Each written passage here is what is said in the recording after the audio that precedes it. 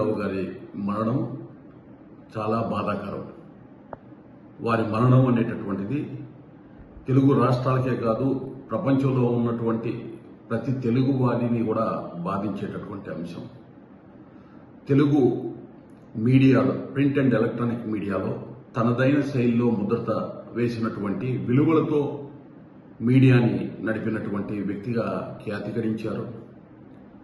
ఆ విధంగా ఈటీవీ, ఈనాడులో వారి దగ్గర ఎవరైతే ఉపాధి పొందుతున్నారో వారందరూ కూడా చాలా బాధపడే రోజు ఈరోజు. ఎందుకంటే ఆయన ఏ విలువలు అయితే చూపించారో ఆ విలువల్లో పనిచేయడానికి అలవాటు పడినటువంటి వాళ్ళు ఆ సంస్థలో ఎక్కువ మంది ఉంటారు.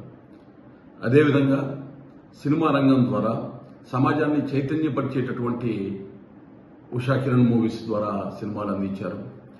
తెలుగు రుచులను ప్రపంచానికి తెలియజేయటం కోసం ప్రియా పచ్చళ్లకు సంబంధించినటువంటి వ్యాపారాన్ని సాగించి ఆయన ప్రపంచం మొత్తాన్ని కూడా ఆయన తెలుగు వంటకాలకి సంబంధించిన అంశాలని ఆయన ప్రపంచానికి తీసుకెళ్లినటువంటి వ్యక్తిగా ఖ్యాతి గడించారు. అలాగే కళాంజలి ద్వారా హస్తకళ నైపుణ్యం, తెలుగువారి హస్తకళ నైపుణ్యాన్ని కూడా ప్రపంచ దిశల నలుమూలన విస్తరించేటటువంటి ప్రయత్నం చేశారు.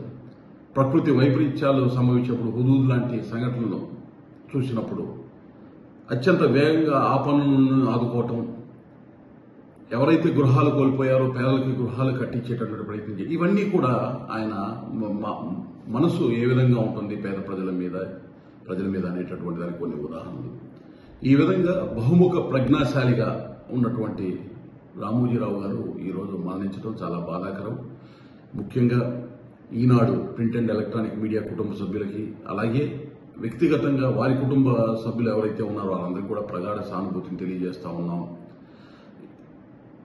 పశ్చిమాన ఏదైతే అస్తమించినటువంటి సూర్యుడి స్ఫూర్తి ఏదైతే ఉన్నారో తూర్పున మరుసటి రోజున ఉదయిస్తారనేది ఎంత సత్యమో, రామోజీరావు గారి స్ఫూర్తి కూడా ఆ విధంగానే ఆయన మరణించిన తర్వాత కూడా ఒక గుర్తుంచుకునేటటువంటి మహా వ్యక్తిగా తెలుగు ప్రజల్లో అలాగే భారతదేశంలో నిలిచిపోతారని నేను నా యొక్క సందేశాన్ని ఇస్తూ వారి కుటుంబానికి ప్రగాఢ సానుభూతి తెలియజేస్తున్నాను.